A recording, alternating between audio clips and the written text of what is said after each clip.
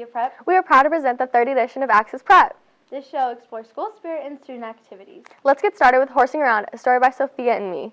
The majority of students here at Sandia Prep participate in a sport or after-school activity. One of these activities includes horseback riding. These 5 girls work hard to compete in equestrian competitions. I've been riding for around 2-3 years. When my mom and I moved to Columbus, that's when I started riding. I just needed a physical activity, and my middle school just didn't have anything for me. So that's really what inspired it, and it was just kind of a different sport that I wanted to try. I've been riding since I was about 4 or 5 years old. Took lessons once a week. I think I just kind of started. I had a birthday party at a really old horse ranch once. I really liked it, so I kept going back. I've been riding since I was 2, and my mom's always been kind of crazy about horses, but she never had them, so she kind of got me into it when I was really young. Riding for about 10 years, since I was 6 years old, and I started because I just liked horses. I've been riding for over 10 years, and my grandma inspired. They each share some insight in the behind the scenes of the equestrian world and what exactly being an equestrian means. My greatest accomplishment has been winning reserve champion at the world's biggest horse show. The most dangerous part, I think, is just you have to completely trust your animal, which you can't because they can always do something that you can't always control. I've been pretty lucky. I haven't had any bad injuries. I've fallen off a few times, landed in a fence, but I haven't broken any bones or anything so far. My favorite part is probably working with young horses who are still new to being trained and ridden, because they're super willing to learn, and it's just super entertaining. It's cool to see how you can train a horse to do what you want it to do and properly. And I look up to a dressage rider named Charlotte Duhardine. The biggest competition I've ever done is probably nationals every year. That's pretty big. I think they should know that it's very difficult. You really have to be very committed to it. You can't do a lot of other things. It's very expensive. It's a hard sport, but I think it's worth it. Our school is full of unique students. It's clear that these girls love and are good at what they do. Wow, our students have very interesting after-school activities. Very true. Let's move on to a story by Kaylee and Cordy, Passing the Walking Stick.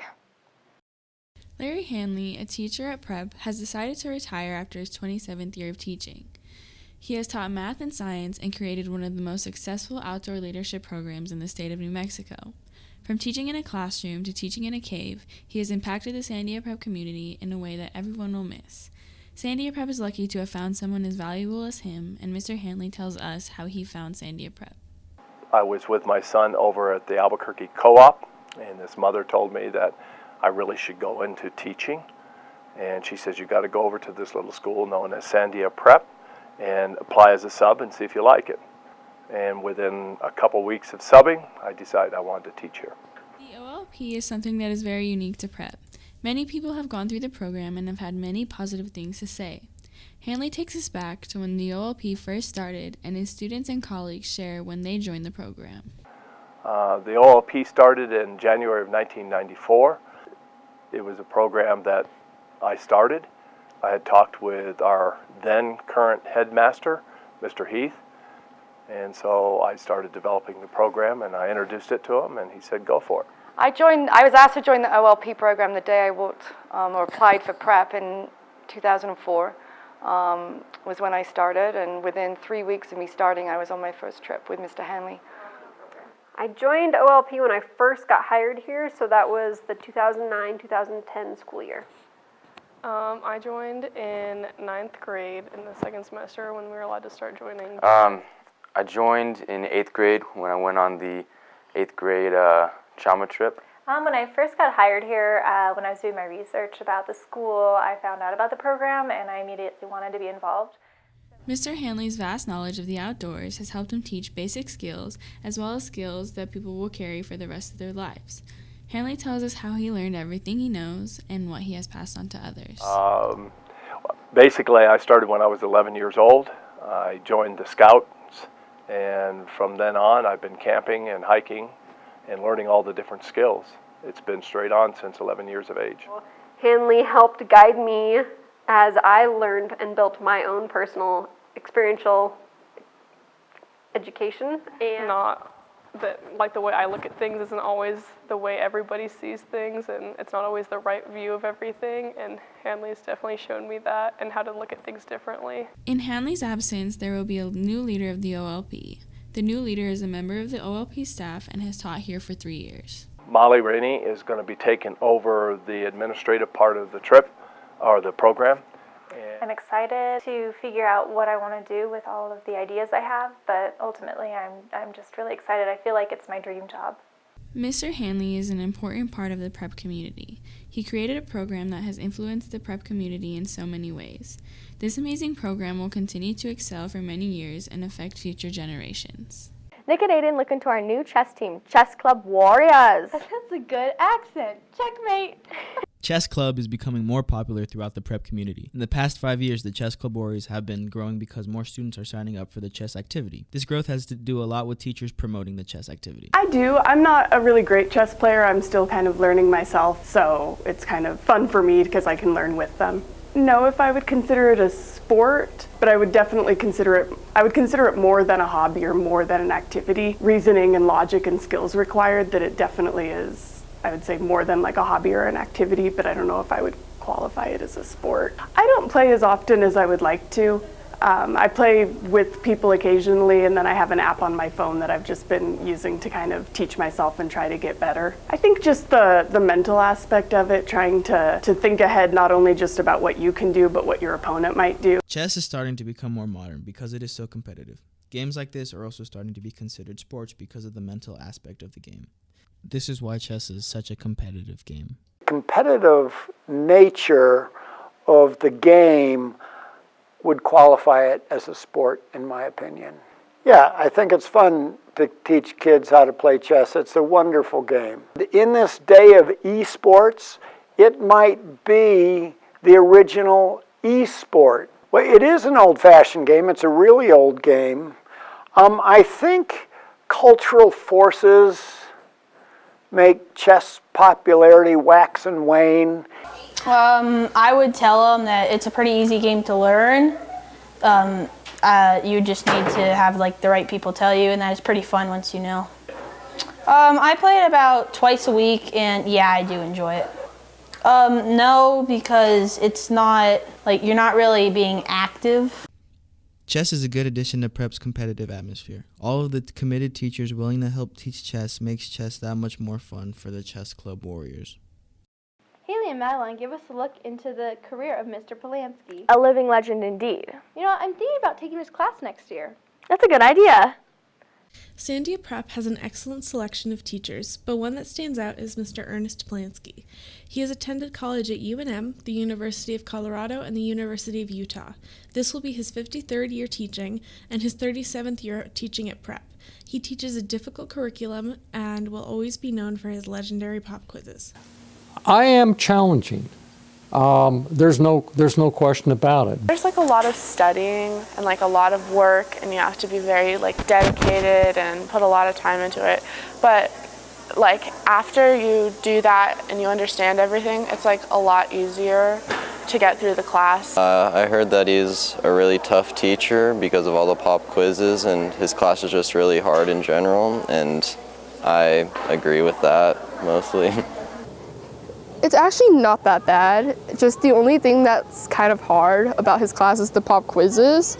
Many of Mr. Polansky's students can agree that the hardest part about his class is definitely the pop quizzes. The students come in and I give a pop quiz and they're all like, oh no, pop quiz, just like Mr. Polansky's class. And so I said this year that PTSD actually stood for Polansky Traumatic Stress Disorder. They're hard, but you know, it really makes you prepared for knowing more than you usually should. The pop quizzes are really tough because you never know when they're going to happen, but as long as you study, they're easy enough. I'm going to set the bar higher to challenge you. That's, I think, why I'm here. Although his class is hard, students think that his teaching style helps them to prepare for their futures. I think I would prefer his really intense teaching style because it'll help me with classes in college and stuff like that and learning how to study. Well, before I got into his class, everyone was saying like, oh, it's so hard and you're not going to make it through. But he's a really, really nice guy, and his class is easy. Well, it's easy if you work really hard, and that makes it fun. What they tell me is that they have learned how to study. They've learned how to think, how to apply themselves. They come out of Polansky's class learning a lot of things. And I would say, you know, people complain about his class being difficult. They don't complain about him being unfair. Students end up appreciating Mr. Polansky's teaching technique and how much it helps them for college. There have been several rumors of Mr. Polansky retiring for the past several years, but he says that's not in his plans for a while. Holidays around the corner, spirits in the air. School spirit, that is. Johnny and Lucas bring us a story about the spirit of prep. Various students from Sandia Prep discuss their involvement in school spirit special moments and what school spirit means, as well as improvements that can be made. I'm involved in school events by going to all the games and supporting them and trying to get the whole school to come out and support the games. Spirit Week and Lion and Unicorn Day was super fun, and like it was super fun to dress up in different things, like for Twin Day and Jersey Day. It was fun. Julia discusses her thoughts on what school spirit means to her as an athlete. When I think of school spirit, I think of like everyone coming together and everyone really like, if there's a theme, everyone does it, and like kind of like a community. Everyone follows each other basically. When I got a high five from one of the seniors of the unicorns, it felt special to me because I'm the youngest of the schools. Usually we try and make themes for the games to make them more fun and more appealing to people to go out to. I think like when I was a sophomore, we had this volleyball game against La Cueva, and like the entire like student section was full and everyone was wearing white, and like literally all my friends were there, and so like that was probably like the most people I've ever seen at a game. School spirit means to me making new friends and just having a good time with the school atmosphere. It would be better if we could actually get more people to go to the games, because then more people, the more fun it is. School spirit has been a long tradition at Prep and will continue to lead a legacy for years to come. Art is a big part of our school's atmosphere. Evan and Cooper talk about the heart behind the art. Here at Sandia Prep, we have the 5 A's: athletics, academics, atmosphere, activities, and art. This story is focused on the atmosphere and the art of Prep, more specifically the art around school. We talked to teachers and students about their art that is displayed around the campus. I think the difficult thing with ceramics around campus is it just takes so long to make and fire and glaze and then display. So you guys will see a lot more paintings and drawings and photos before the ceramics comes out, just because it's really time consuming. Because of the lacking amount of clay and sculpture pieces around the school, we talked to other art teachers and students in the drawing, painting, and photo classes, as well as a theater tech member. Right now, they have some really cool tool drawings in the Student Center. We decided to throw a spin on a traditional still life drawing, so I suspended tools from old restore. I went and got a bunch of real rusty, broken down tools and strung them up on strings on the wall, so the students drew off the wall instead of on traditional tabletops, and that was really fun. So those are all displayed in the Student Center. And also, there's a really beautiful show of painting and drawing 2 artwork in the Performing Arts Gallery at the moment, and they did abstract gridded self-portraits, so threw a little abstract spin on their own self-portraits.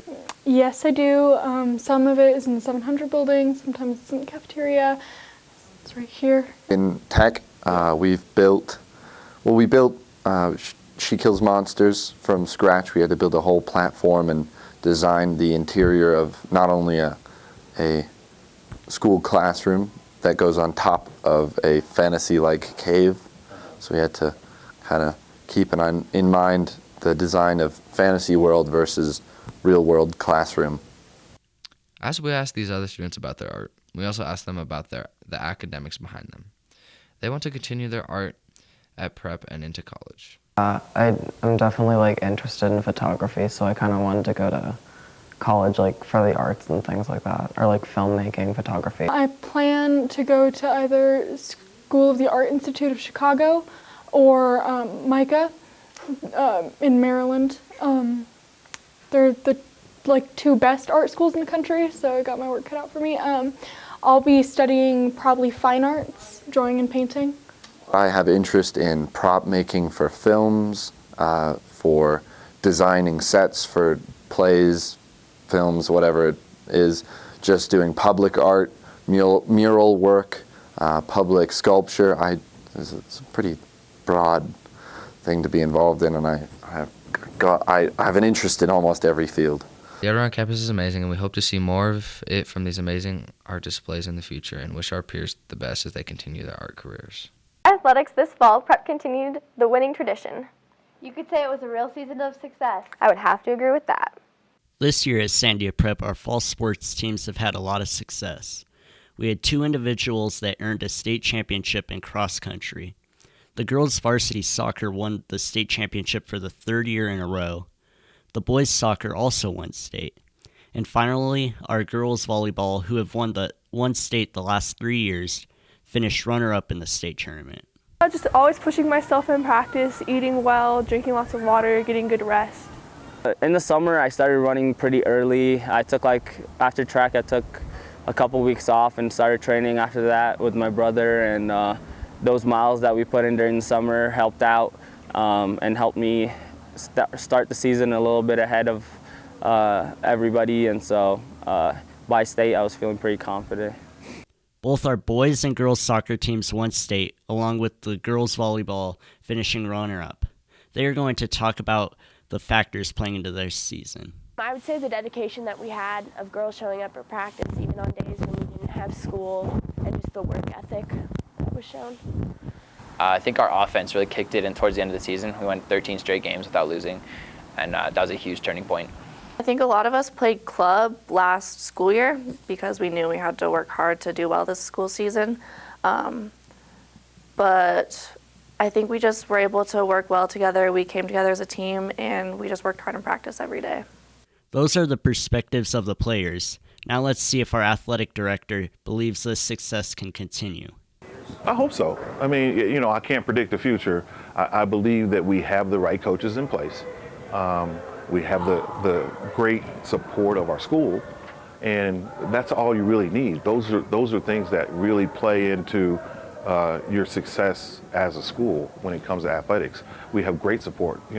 All of our kids come out and support each other. Volleyball, soccer, cross country. There was so many of our kids at the cross country meet. It was awesome to see that they were there to support their friends. Overall, fall sports were very successful, and many people hope and think this current success can continue in the future. That's all for the show. We hope to see you next time on Access Prep Broadcasting. Happy holidays, Sandia Prep, and be safe.